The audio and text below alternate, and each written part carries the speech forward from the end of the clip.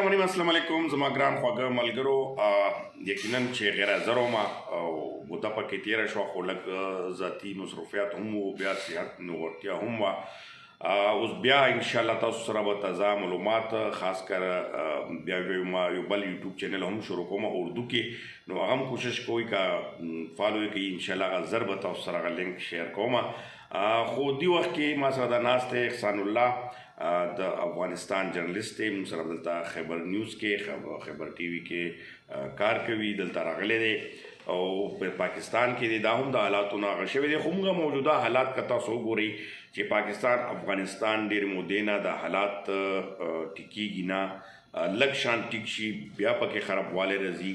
او دغه حالاتو وجې نه دغه مشکلاتو وجې نه خلکو ته یو شمېر د ویزو مشکلات د تګ راتګ مشکلات جوړ شوي دي بیا دلته مشته افغانیان چې کوم پاکستان کې دي تر اوسه پورې خو خیر خیرت سره دي لږ شان ټینشن ورته جوړ شي خو بیا هم دلته ورته هغه سہولیات یا هغه مراد ورته میلاویږي ډېر هغه شانتي حالات نه دي خراب خو موږ ګورو چې افغانستان دې وخت کې چې کوم د طالبانو حکومت دی هغې هم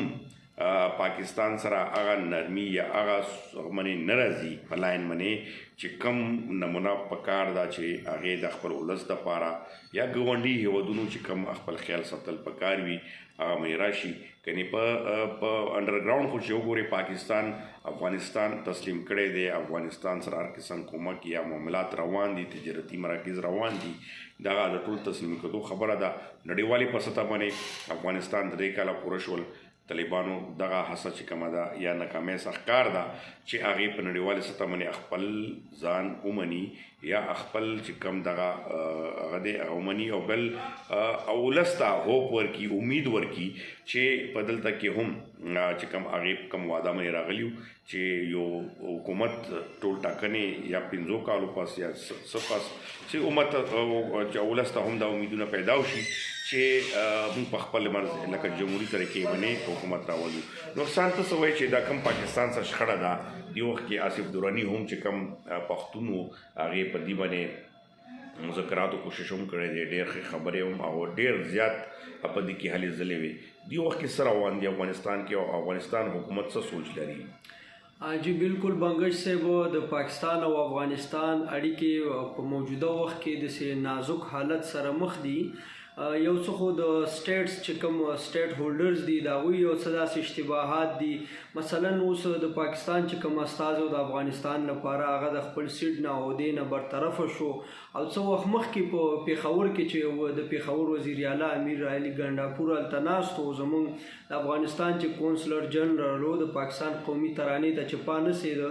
دغه یو قسم منفي تاثر د ټولنې ته ورکړه د افغانانو په باره کې د افغان جامعیت باره کې او بل په سرحداتو کې د افغانستان پاکستان چې کومې حملې کېږي که دلته په پاکستان کې کېږي نو پاکستان حکومت وایي چې داسې خلک نیول شوي چې هغه افغان وګړي دي اخوا په افغانستان کې چې کېږي هغوی بیا داسې وایي چې یاره دلته کوم خلک نیول کېږي د هغو اخوا ته تعلقات دي نو دغه شی نه د پاک افغان چې کوم افیرز دي اړیکې دي په دې باندې ډېر منفي تاثرات کوي او دا خطه ډېر وخت ناامنه وه دلته ډېر ګډوډیانې شوي دي اوس باید دلته دغه دوه ګاونډي هیوادونه په خپلو کې داسې سافت پالیسیانې جوړې کړي او یو بل سره چې ډیلیګیشن په حساب باندې تګ و راتګ وکړي چې کوم مشکلات دي په هغې باندې دوی سره خبرې وکړي که چېرې دوی دلته نیګیټیو اعلامیه او بیان ورکړي هغوی هلته نیګیټیو اعلامیه او بیان ورکړي نو دغه اړیکې د جوړېدو په ځای د خرابېدو خواته ځي بالکل لکه احسان څنګه خبره وکړه دې وخت کې موجوده صورتحال باندې هم تاسو په یو وختن فوقتن به احسان هم سره وي چې کوم د افغان کوم وګړي دي هغو سره هم دا په ټلیفون په ذریعه باندې تماس نسی اکثر سره په رابطو کې وي